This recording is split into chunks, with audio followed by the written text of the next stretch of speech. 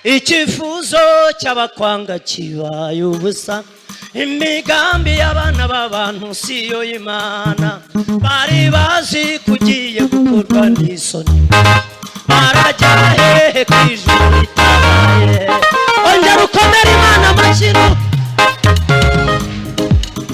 mbere Imana amashyi. Mbere yo kugira ikintu cyose nakora, kabla ya jambo lolote la kutendeka hapa nikifanya, ndabanza gushima Imana. Ninamshukuru Mwenyezi Mungu. Muri gahunda nari mfite nk'umuntu, kwa ratiba niliyokuwa nayo kama mwanadamu, gahunda yo kuza hano ntiyari irimo. Utaratibu wa kuja madhabahuni hapa haukuwa. Ariko muri gahunda y'Imana, lakini kwa utaratibu wa Mungu yari irimo. Ilikuwemo. Jewe uburyo ngeze hano, wakati nimefika hapa, byaturutse kuri uyu mushumba n'abandi bashumba bo bari kumwe bose mwabonye bahagurutse umwe umwe. Yani kuniona nimesimama hapa, twaje turi timu imwe twese, tumekuja ni timu moja, hanyuma batwicaza bitandukanye, wakatuketisha mahali tofauti. Nje bahita banyihera timu yanjye nyoboye hari, mimi wakanipa timu yangu binafsi, n'abandi babicaza hariya n'abandi bitewe n'imyanya, na wengine wakaweketisha mahali. Ndashima Imana rero ko ndi hapa. Namshukuru Mungu niko mahali hapa. Amen. Amen. Mperuka hano vuba. Mperuka hano. Nilikuja hapa wakati uliopita. Hashize igihe gito mvuye hano, reka nkoreshe iyo mvugo twumve. Imepita muda kitambo nimetoka mahali. Ndashima Imana ko ngarutse hadaciye igihe kirekire. Alafu nimerudi kabla sijakawia sana. Kandi namwe murumva impamvu naje, nanjye namenye amakuru ko dufite umushyitsi. Kwa sababu hiyo nimejua uwo muririmbyi kandi wavuye kure, muimbaji aliyotoka nchi ya mbali. Barimo bamusobanurira ko bamumbwira, ariko nje nawe turaziranye. Walikuwa wanafafanua kwamba anielewe, lakini mimi ninakuelewa zaidi. Twagiye duhurira mu biterane bitandukanye. Tulikutana katika mikutano ya ntabwo nari kumva ko ari hano ngo mbure kuza kongera. Nisingelisikia kwamba yuko mahali hapa nisije kugaburira ubugingo, ili tushirikiane kwa chakula cha uhai. Nagumye nyuzamo amaso mbonamo n'abandi bantu. Nilipopitisha macho nimeona na watu wengine. Kandi ntago nabura kubivuga, nabonyemo Anita Pendo hano mu iteraniro. Nimemuona Anita Pendo katika makutano haya. Haleluya, haleluya. Ayo mashini imbara y'Imana nanone muyakoma. Makofi kama ni ya Mwenyezi Mungu yapigeni, vinanda na vigelegele kwa Yesu. Nta bindi bintu ndi buvuge, sina mambo mengine byari ugushima Imana. Nilikuwa namshukuru Mwenyezi Mungu. Ariko ngiye no kuririmba ho nibura gake, lakini nitaimba hata kidogo wimbo. Hari indirimbo umushumba yaririmbye. Kuna wimbo mchungaji ameimba kinywani mwake. Mpita mvuga ntubwo n'umwuka uyizanye nanjye reka nyiririmbe. Akasema ni Roho Mtakatifu ametuandalia, hata nitaimba na mimi. Iri mu ndirimbo natangiriye iravuga ngo ibigeragezo si karande. Kuna wimbo nilianza nikisema kwamba majaribu sio ya kuwa. Abantu bayibonye itangira n'uyu munsi, walioona wimbo wakati unaanza mpaka hadi leo, ushobora kugira ngo wayiririmbye n'ubundi ntago ari jewe. Unaweza ukazani aliyeimba ni mtu mwingine, sio mimi. Mura n'abantu bakavuga ngo babonaga ndi muremure cyane. Kuna watu walisema wakati anawimba alikuwa mrefu sana. Kandi ntago nari muremure, ahubwo inzara yari yarankamuye mba muremure. Sikuwa mrefu, ni kwa sababu ya njaa. Hanyuma bavuga ngo ndi ntiyarabyibushye, ariko ibigeragezo byarashize mbona ibiryo. Wengine wakasema alikuwa hayuko mnene, lakini majaribu ya ayo mashini imbara y'Imana nayo yakora. Makofi kama ni ya Mungu, mpigieni Bwana makofi. Tugiye kuririmba iyo ndirimbo rero. Tunakwenda kuimba wimbo huo sasa. Ibigeragezo si karande kandi sinumurage, sumugabane wagabanye ngo ibyago bikokame. Burya Imana igira impuhwe, ayo warize wayahozwa. Hari igihe uba mu kigeragezo gikaze, abantu bakakuvuga ngo urajya hehe, bakakuvuga bongorerana ngo ntibucya, ariko bugacya bukongera bugacya n'ejo bugacya. Hari igihe uba mu kigeragezo gikaze, abantu bakakuvuga ngo urajya hehe, bakakuvuga bongorerana ngo ntibucya, ariko bugacya bukongera bugacya n'ejo bugacya. Ombera Imana amashyi numve.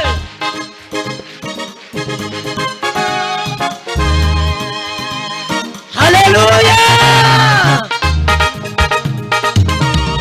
Iyo uri mu bibazo bibaza abantu ntibakuvugisha nta n'umuntu bayagucira karurutega kuko abenshi baba bifuza kutabivamo ariko Imana ihagukuye bati natwe twaragusengeye cyane iyo uri mu bibaza abantu ntibakuvugisha nta n'umuntu bayagucira karurutega kuko abenshi baba bifuza kutanabaho ariko Imana igutabaye bati natwe twaragusengeye cyane ayayayayaya hari igihe uba mu kigeragezo gikaze abantu bakakuvuga ngo urajya he bakakuvuga bongorerana ngo ntibucya ariko bugacya bukongera bugacya n'ejo bugacya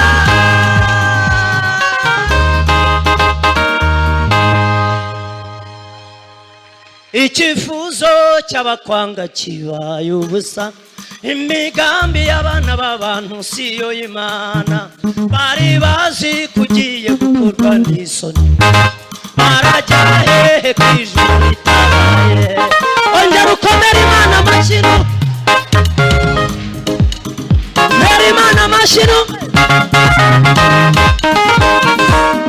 ayayayayaya icyifuzo cy'abakwanga kibaye imigambi y'abana b'abantu siyo y'Imana bari bazi kugiye gukorwa n'isoni barajya hehe kw'ijuru ritabaye bose babireba uzashima bose babireba uzayihimba bose babireba icyubahiro ukiyiheba kureba ongera uyikomere amashyi uzashima Imana bose babireba uzashima bose babireba uzayihimba bose babireba icyubahiro ukiyiheba kureba bazaruhira ubusa bizagusiga uhagaze isi n'abayikorera nibo batuzengereza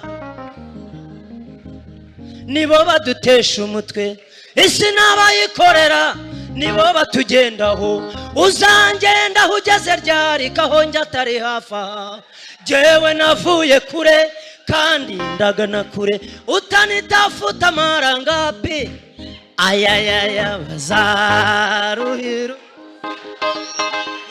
bizagusiga uhagaze bazaruhira ubusa bizagusiga uhagaze bari bavuze ngo ntago nava hano nta kintu nkoze kandi urumva ko mbikoze none amen ndimo nganaho njya kwicara na mushumba ari maza turahita turirimbana kandi karirimbo kavuga ngo inkurira nzibaye impamo bambwiye ko wanyitangiye ndahanyanyaza sinemera ngira ngo wenda byakoze undi ariko none menye neza ko wagiye ku musaraba ukawugaho ugira ngo mbeho nkwitura iki ko ntacyo mfite mukunzi mwiza nzi kunyumva hakirira ishimwe ngushimiye mukunzi mwiza nzi kunyumva akirira ishimwe ngushimiye umwihariko wawe Yesu wabayeho ukora ibitangaza upfuye urazuka ni wowe wa mbere imva yawe irarangaye maginga ya izabandi zarameze ibyatsi Yesu we mukunzi mwiza nzi kunyumva, akirira ishimwe ngushimiye. Mukunzi mwiza nzi kunyumva, akirira ishimwe ngushimiye. Abantu bakunda Yesu mumwongere yandi mashyi twumve. Cyakora mwamumbaye kure, iyo mba hafi mba nguhobeye, nkaguha imisaya itabarika, ariko ntacyo uzagaruka.